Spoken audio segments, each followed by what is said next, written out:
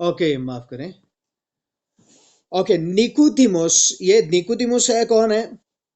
ये यहूदियों का सरदार है। तो अभी देखिए इसमें 2 आयत में क्या लिखा है।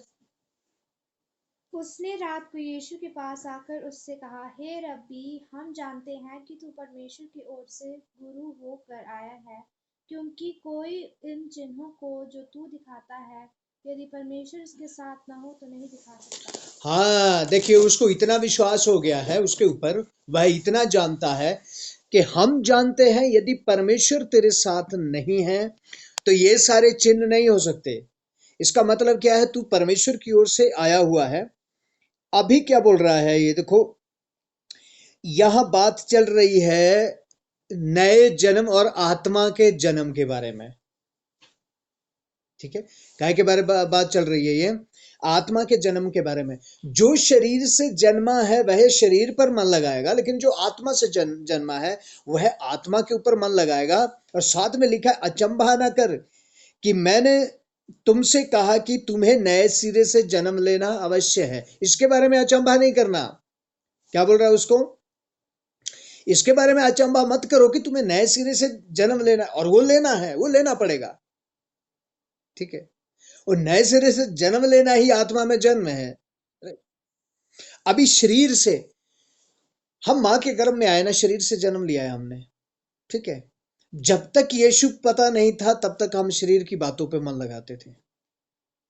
जैसा अच्छा लगता था वैसा करते थे, जो दिल करता था वही करते थे, क्योंकि शरीर से जन्मे थे हम। लेकिन जब हमने यीशु मसीह को जाना, ठीक है, उसकी पवित्र आत्मा को हमने पाया, आत्मा के द्वारा जब हम गाइड किए गए, उसके बाद हमारा चाल चलन शरीर वाला नहीं बल्कि आत्मा वाला हो गया। Right, hallelujah. उसके बाद हमारा चाल चलन कौन सा हो गया? शरीर वाला नहीं बल्कि आत्मा वाला चाल चलन हो गया। हम्म। अभी कैसे चलेंगे? आत्मा के चलाए। इसीलिए अफिसियों में क्या लिखा है? शरीर पर नहीं बल्कि आत्मा की बातों पर मन लगाओ। कौन सी बातों पर नहीं? शरीर की बातों पर नहीं बल्कि आत्मा की बातों के ऊपर मन लगाओ। यानी कि अब हम जितनों ने यीशु मसीह के ऊपर विश्वास कर दिया है, अब हम शरीर के जन्माए नहीं रह गए बल्कि आत्मा के जन्माए हो चुके हैं। ठीक है, कौन से जन्माए हो गए अब हम? अब शरीर के नहीं, शरीर में है हम, लेकिन हम शरीर के नहीं हैं अभी। अभी हम काहे के हैं? आत्मा के जन्माए हैं। हम्म? जैसे पिछले दिन हम बात कर, ये शरीर तो क्या है? शरीर क्या है? थैली। थैली है ना? ये शरीर क्या है? थैली। हाँ। इस थैली में क्या किया गया? सब्जी वाला क्या करता है? थैली लेने तो जाते नहीं हम सब्जी वाले के पास। जाता है कोई, जरा ये सब्जी छोड़िए, थैली दे दे, जो थैली देता है सब्जी के साथ। ऐसा जाते हैं हम, आज थैली ही बनाएंगे हम, हैं? आज क्या बनाएंगे? आज ये थैली बनाएंगे हम, ये कैरी बैग ही बनाएंगे, आज ये थैली सी देते। तो उसको थैली लेने नहीं जाते हम क्या लेने के लिए जाते हैं? हम सब्जी लेने के लिए जाते हैं। सब्जी वाला फटाफट फटाफट सब्जी तोल तूल के सारा इकट्ठा करके और वहां से एक थैली खींच के थैली में डाल देता है। हम थैली में पकड़ के उसको घर लेके आते हैं। घर में सब्जी निकाल के थैली ऐसा मरोड़ के कूड़े में फेंक देते, जला देते। वही है ये क्या है? वही है ये। लेकिन संसार अभी भी इसी थैली को सब कुछ समझता है, लेकिन ये थैली नहीं है। एक दिन प्राण और आत्मा इससे ले लिए जाएंगे और इस थैली को मरोड़ मरोड़ के फेंक दिया जाएगा। अब इसको जलाओ, दफनाओ, फेंको, जो मर्जी करिए। हालेलुया। इसीलिए यहां पर क्या कह रहा है, निकुदेमुस से क्या कह रहा है? उसको इस बात का एहसास यीशु मसीह करवा रहा है, जो शरीर से जन्मा वो शरीर में, शरीर की बातों पर मन लगाएगा, लेकिन जो एक बार आत्मा से जिसने जन्म ले लिया है, वो फिर आत्मा की ही बातों के ऊपर मन लगाएगा। हालेलुया। वो फिर मन कहाँ लगाएगा? आत्मा की ही बातों के ऊपर मन लगाएगा, जो आत्मा से जन्मा है। राइट। ओके, इसी के साथ मैं कुछ जो आज का मैं वचन भी देना चाह रहा था, 14 अध्याय निकालिए और साथ में यूना रचित सुसमाचार, उसका 14 अध्याय। अब ये कौन आत्मा है? 14 अध्याय की 15 और 16 आयत पढ़ेंगे हम। यदि तुम मुझसे प्रेम रखते हो तो मेरी आज्ञाओं को मानोगे। मैं पिता से विनती करूंगा और वह तुम्हें एक और सहायक देगा कि वह सर्वदा तुम्हारे साथ रहे। ओके, अभी इसकी 26 आयत पढ़ो, 14 की 26। परंतु सहायक अर्थात पवित्र आत्मा जिसे पिता मेरे नाम से भेजेगा, वह तुम्हें सब बातें सिखाएगा और जो कुछ मैंने तुमसे कहा है वह सब तुम्हें स्मरण कराएगा। ओके, क्या लिखा है यहाँ? परंतु 26 में क्या लिखा है? परंतु सहायक अर्थात पवित्र आत्मा जिसे पिता मेरे नाम से भेजेगा, वह तुम्हें सब बातें सिखाएगा और जो कुछ मैंने तुमसे कहा है वह सब तुम्हें स्मरण दिलाएगा। ये कौन स्मरण दिलाएगा? पवित्र आत्मा। कौन है ये जो सहायक भेजा जा रहा है? वो सहायक कौन है? पवित्र आत्मा है। वो तुम्हें सब बातें स्मरण दिलाएगा। और यदि हम 16 आयत में पढ़े, 16 में क्या लिखा है? और मैं पिता से विनती करूंगा और वह तुम्हें एक और सहायक देगा कि वह सर्वदा तुम्हारे साथ रहे। किसको देगा? एक सहायक देगा कि वह सर्वदा तुम्हारे साथ रहे। हाँ। किसको देगा? ठीक है, एक सहायक देगा जो सर्वदा तुम्हारे साथ रहे। ये सहायक किन को मिलेगा? कोई मैं पूछता हूं, ये सहायक किन को मिलेगा? राहुल, किसको मिलेगा ये सहायक?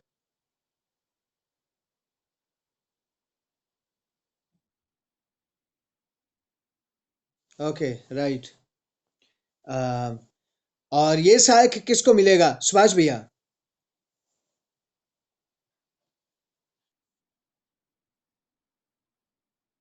राकेश भाई, ये सहायक किसको मिलेगा?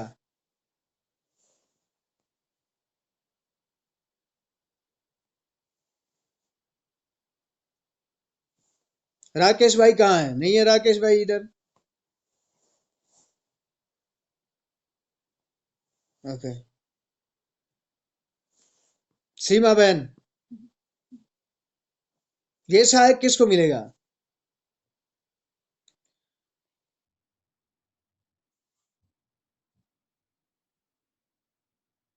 हाँ, मैं बोल रहा हूं और मैं पिता से विनती करूंगा और वह तुम्हें एक और सहायक देगा कि वह सर्वदा तुम्हारे साथ रहे। तो वो सहायक किसको देगा? वो परमेश्वर।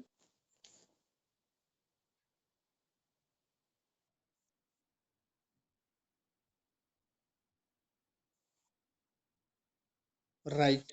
ओके, हाँ, ऐसे जवाब देना एकदम से। चलिए, सुमित्रा दीदी, ये सहायक परमेश्वर किसको देगा?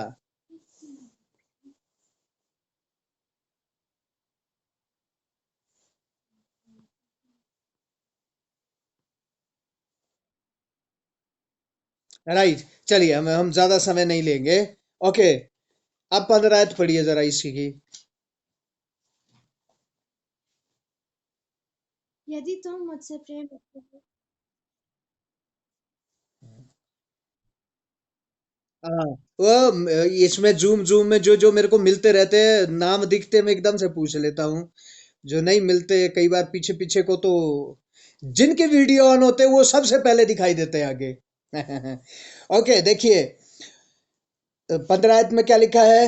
यदि तुम मुझसे प्रेम रखते हो तो मेरी आज्ञाओं को मानोगे। हाँ, जो मुझसे प्रेम रखते हैं और मेरी आज्ञाओं को मानते हैं, उनको मैं वो सहायक दूंगा। यही लिखा है ना? ठीक है, क्या करते हैं? जो मुझसे प्रेम रखते हैं और मेरी आज्ञा को मानते हैं, उनको मैं ये सहायक दूंगा। और प्रेम के बारे में हम कल कुछ थोड़ा सीख रहे थे, है ना? हमारे बीच में एक भाई अक्षय कुछ सिखा रहे थे, लेकिन वहां देखो प्रेम के बारे में मरियम मगदलीनी और वो सारी स्त्रियां जिस समय कब्र में पहुंची है ना, कब्र में पहुंची ना है, आ, किसको ढूंढते हुए जा रही है? यीशु को ढूंढते हुए जा रही है। और यीशु को मरे हुए कितने दिन हो गए मालूम है? 3 दिन। कितने दिन हो गए? 3 दिन। आप बताइए।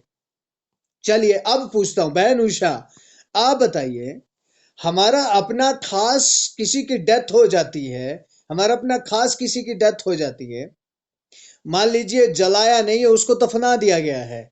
आप रात के समय, रात क्या, भोर लिखा है, 3 और 4 बजे का समय होता है जो भोर का समय होता है। अब 3 और 4 बजे जब उस आप सुबह जाएंगे वहां, कबर खोद के उसको देखने जाएंगे, डेड बॉडी हाथ में लेने के लिए जाएंगे क्या? नहीं भाई नहीं। है, ऐसा कर सकते हैं? नहीं कर सकते ना। बल्कि आज ही डेथ हुई है, जिस कमरे में डेड बॉडी रखी हुई है, दूसरी रात उसी कमरे में जाने से ऐसे ऐसे कांपते रहेंगे। है ना, ऐसा है ना। ठीक है, अब डेड बॉडी को खोदने तो नहीं जाएंगे। अभी देखिए, जैसे ही वो कब्र में पहुंची, उन्होंने पत्थर को लुढ़का हुआ देखा, और जैसे ही अंदर देखा, यीशु तो है ही नहीं है। यीशु की डेड बॉडी तो है ही नहीं है। और अंदर क्या बैठे हुए हैं? कौन बैठे हुए हैं अंदर? कोई एक जन बोले, अंदर कौन बैठे हुए हैं? हाँ, 2 स्वर्गदूत बैठे, 2 स्वर्गदूत बैठे हुए हैं अंदर। और वो भी कितने बजे? सुबह 3 और 4 बजे, अंधेरे के टाइम है, अंधेरा है। ठीक है, 3 और 4 बजे सुबह कौन बैठे हुए हैं? स्वर्गदूत बैठे हुए हैं। और जैसे ही वो अंदर गई, उन्होंने 2 स्वर्गदूत को देखा। और क्या हुआ वहां? वो डरी। उस स्त्री ने एक ही बात पहले बोली, मेरे यीशु को कहां ले गए? पहले ये बताओ, तुम कौन हो? मुझे मतलब नहीं है। तुम स्वर्गदूत हो, कोई मनुष्य, मैं नहीं जानती, लेकिन पहले ये बताओ, जो मेरा यीशु यहां था वो कहां गया? ये क्या है? प्रेम, प्यार है ये परमेश्वर के प्रति। है? क्या बोलते हैं? मेरा यीशु यहां पर था, मेरा यीशु यहां से किधर गया? मुझे मेरा यीशु चाहिए। उनको माली समझ के वो बोलती है कि शायद सफाई सुफाई करने वाले हैं, ये माली वगैरह है यहाँ, या ध्यान रखते हैं कब्रस्तान का। उन्होंने बोला, यदि तुम लोग कहीं मेरे यीशु को लेके गए तो मैं अभी भी बता रही हूँ, वापस दे दो। क्या बोल रही है? लेने क्या आई? कोई हॉस्पिटल में पेशेंट नहीं है जिसको डिस्चार्ज करके घर लाना है? कोई अपना वहां मेहमानी में नहीं है गया हुआ कि उसको मैं वापस लेने आई। क्यों लेके आए तुम? या किसी को किडनैप करके वहां बिठाया हुआ नहीं है कि जिंदा आदमी उसको लेने आए। लेकिन क्या, किसको लेने आए? डेड बॉडी पड़ी हुई है वहां पर। ये वही स्त्रियां हैं जिस समय यीशु को वो कलवरी क्रूस की ओर ले जाया जा रहा था, ये वही स्त्रियां हैं जो उसके पीछे पीछे जा रही थी और रोती हुई जा रही थी। और यीशु ने क्या बोला? मेरे लिए मत रो। क्यों मेरे लिए रो रही है? ये वही स्त्रियां हैं। हाँ? और लूका रचित सुसमाचार में क्या लिखा? जो जो वहां हो रहा था, वो स्त्रियां सब कुछ देख रही थी। और जब उसको कब्र में डाला गया तो स्त्रियां देख रही थी कि कौन सी कब्र में डाला है। और विश्राम का दिन आया बीच में, विश्राम के दिन वो जा नहीं सकती, इसलिए वो एक दिन उन्होंने कंट्रोल किया। और दूसरे दिन विश्राम जैसे ही खत्म हुआ, सुबह 3 और 4 बजे कहां पहुंच रही है? यीशु मेरा वही है कि नहीं है? कहां है मेरा यीशु? हम्म? वहां जाके क्या क्या देखने के लिए जा रही है? मेरा यीशु वही है कि नहीं है? और जब कब्र को देखा खुली है, जब अंदर जाके देखा तो अंदर जाके क्या देखा? 2 स्वर्गदूत बैठे हुए हैं। उन्होंने कहा, कुछ नहीं बोला, पहले सीधा कहा, मेरा यीशु कहाँ है? कहां ले गए तुम उसको? हम्म? यहां क्या लिखा है? जो मुझसे प्रेम करता है और मेरी आज्ञाओं को मानता है, उसको मैं वो सहायक दूंगा। क्या करूंगा? जो मुझसे प्रेम करता है, मेरी आज्ञाओं को मानता है, उसको मैं ये सहायक दूंगा। हालेलुया। फिर मैं आ रहा हूं, आज्ञा देखिए, परमेश्वर से प्रेम। 12 चेले, यूहन्ना रचित सुसमाचार 6 अध्याय। वहां चेले बहुत है, 12 ही नहीं है, बहुत है। जैसे ही ठोकर वाली ये बात आ गई, जैसे ही ठोकर वाली बात आ गई कि ये क्या बात कर रहा है जो कि नागवारा है, मानने के लायक नहीं है, ये क्या बात कर रहा है, कौन सी बात कर रहा है ये? जब तक तुम मेरा मांस नहीं खाओगे, मेरा लहू नहीं पियोगे, स्वर्ग के राज्य में प्रवेश नहीं करोगे। बोलता ये मनुष्य तो सही नहीं है, ये कोई परमेश्वर है जो हमें अपना मांस खिलाएगा, लहू खिलाएगा? और सबके सब छोड़ के क्या हो गए, चले गए। 12 वही बैठे हुए उनको जाते हुए को भी देख रहे हैं और यीशु का चेहरा भी देख रहे हैं। 12 क्या कर रहे हैं? वो बात उन 12 लोगों ने भी तो सुनी है। अब वो 12 कर क्या रहे? वो जो जा रहे हैं बाकी लोग यीशु को छोड़कर, उनको भी देख रहे हैं ये किधर जा रहे हैं, और उधर यीशु मसीह का चेहरा भी देख रहे हैं। समझ उनको कुछ नहीं आया। उनको भी कुछ समझ नहीं आया, लेकिन बैठे हैं। यीशु ने बोला तुम क्यों नहीं गए? क्या तुम भी जाना चाहते हो? तुम भी जाना चाहते हो? क्या बोलते प्रभु, कहाँ जाए? हम जाएं तो जाए कहाँ जाए, तू हमें बता दे। जीवन की बातें तो तेरे पास है प्रभु, अब इस जीवन को छोड़ के हम कहाँ जाए? अभी कहने का मतलब क्या है समझ उनको भी नहीं आया, लेकिन उनका कहने का मतलब क्या है? तू मांस खिला, लहू पिला, भूखे रख, रोटी खिला, घास खिला, पत्थर खिला, जो मर्जी खिला, पर हम तुझे नहीं छोड़ेंगे। हालेलुया। इसीलिए पिछले दिनों में मैंने सिखाया था, एक जब शास्त्री पूछता है कि तू बता प्रभु, सॉरी फरीसी था, तू बता प्रभु, मत्ती रचित सुसमाचार से हमने पढ़ा था, तू बता कि प्रभु जो अनंत जीवन है वो क्या है, उसके लिए मुझे क्या करना है?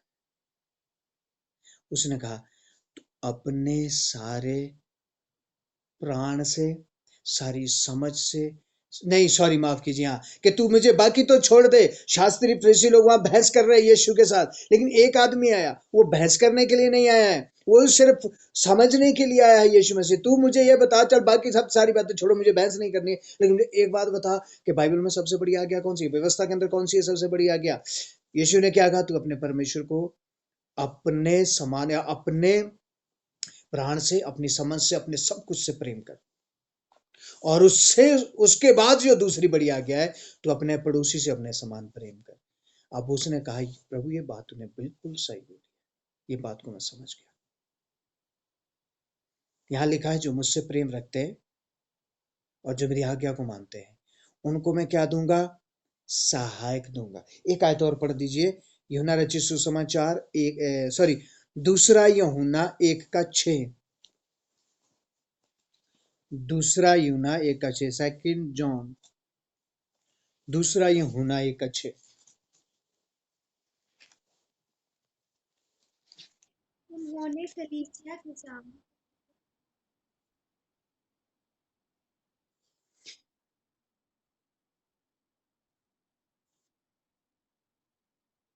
Okay, hallelujah. क्या लिखा है? अब फिर से एक बार पढ़ दो। और प्रेम यह है कि हम उसकी आज्ञाओं के अनुसार अब देखिए प्रेम और आज्ञा कैसे इकट्ठी है। जो मुझसे प्रेम करते रहे आज्ञा भी मानते। प्रेम ये है कि हम उसकी आज्ञा को भी मानेंगे। राइट? प्रेम क्या है? कि हम उसकी आज्ञाओं को भी मानेंगे। अब आज्ञाएं क्या है? पढ़ो। यह वही आज्ञाएं हैं जो तुमने आरंभ से सुनी हैं, और तुम्हें इस पर चलना भी चाहिए। और तुम्हें जो आरंभ से तुम सुनते जा रहे हो, तुम्हें इस पर चलना भी चाहिए। ठीक है, अब क्या लिखा है? और मैं पिता से विनती करूंगा, और वह यूहन्ना रचित सुसमाचार में आई अभी, और मैं पिता से विनती करूंगा, हाँ? और वह तुम्हें एक और सहायक देगा कि वह सर्वदा तुम्हारे साथ रहे। विनती करूंगा कि वह तुम्हें सहायक दे, और जो सहायक की सर्वदा,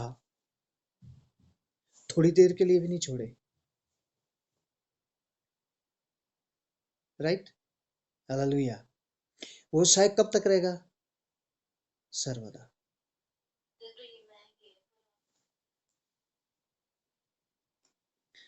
है ना? वो सहायक कब तक रहेगा? सर्वदा। यानी इसका मतलब क्या है?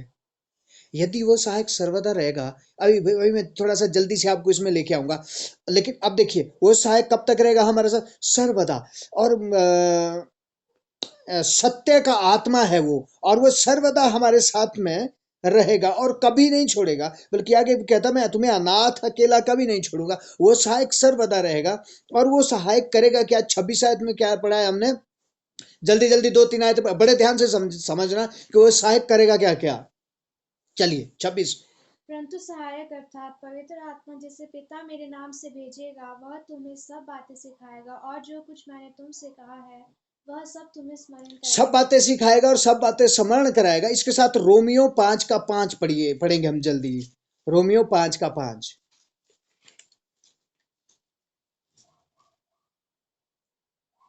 और आशा से लज्जा नहीं होती, क्योंकि पवित्र आत्मा जो हमें दिया गया है उसके द्वारा परमेश्वर का प्रेम हमारे मन में डाला गया है। हाँ, पवित्र आत्मा दिया गया, उसके द्वारा परमेश्वर का प्रेम हमारे मन में डाला गया है। और यूहन्ना रचित सुसमाचार 15 अध्याय उसकी 26 आयत। परंतु जब वह सहायक आएगा जिसे मैं तुम्हारे पास पिता की ओर से भेजूंगा, अर्थात सत्य का आत्मा जो पिता की ओर से निकलता है, तो वह मेरी गवाही देगा। और वह क्या करेगा? मेरी गवाही देगा। और उसके बाद लिखा है रोमियो उसका 8 अध्याय, रोमियो 8 अध्याय और उसकी 26 आयत पढ़ो।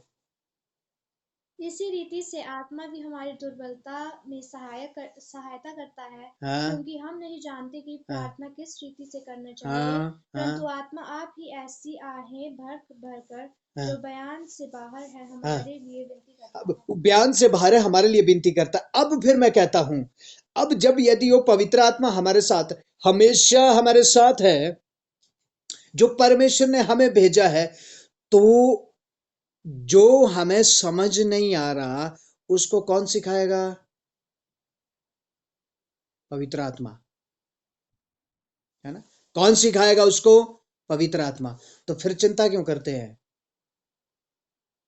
और स्मरण दिलाएगा वचनों को। जब आप बैठे हैं तो चिंता क्यों करते हैं? स्मरण दिलाने वाला कौन है? पवित्र आत्मा। स्मरण भी कौन दिलाएगा? मेरी बातों को, जो मैंने बातें कही हैं उनको भी स्मरण दिलाएगा। और वो स्मरण कौन दिलाएगा? पवित्र आत्मा स्मरण दिलाएगा। इसीलिए बुद्धि पे भरोसा ना करो, परमेश्वर पर भरोसा करो। हालेलुया। क्योंकि वो एक ऐसी मेमोरी है जो कभी मिटती नहीं है। बुद्धि तो मिट जाएगी, वो कभी मिटती नहीं है।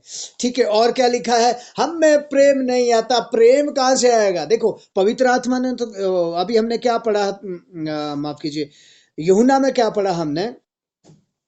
वो पवित्र आत्मा है जिसने हमारे अंदर परमेश्वर के प्रेम को डाल के रखा है ना? परमेश्वर का आत्मा है जिसने उस परमेश्वर के प्रेम को हमारे अंदर डाल के रखा है। हम कहते प्रार्थना करना नहीं आता। अरे प्रभु ने कहा ना, मैंने तुम्हारे बीच में सहायक दिया हुआ है। प्रार्थना करना नहीं आता, कोई बात नहीं, नहीं आता। उस सहायक को बोलो, हे सहायक मेरी सहायता करना, तू सहायता के लिए भेजा है ना। हे सहायक मेरी सहायता कर, मैं प्रार्थना करने के लिए बैठ रहा हूं, मुझे मालूम नहीं है कैसे प्रार्थना करना है। बाइबल में वहां लिखा है वो तुम्हारे लिए भी प्रार्थना करता है। और कैसा करता है? आहें भर भर कर प्रार्थना करता है, भर भर कर प्रार्थना करता है। वो तुम्हें आहें भर भर कर प्रार्थना करना सिखाएगा। हालेलुया। कि जिस बात का सोल्यूशन नहीं हमें पता नहीं है, यहां से क्या रास्ता ले, और अपने आप में स्ट्रेस लेके बैठ जाएंगे। अरे भाई, अपने आप में स्ट्रेस क्यों ले रहे हो? प्रभु ने वादा किया है आपसे, मैंने सहायक भेजा, वो सब कुछ तुम्हारे लिए करेगा।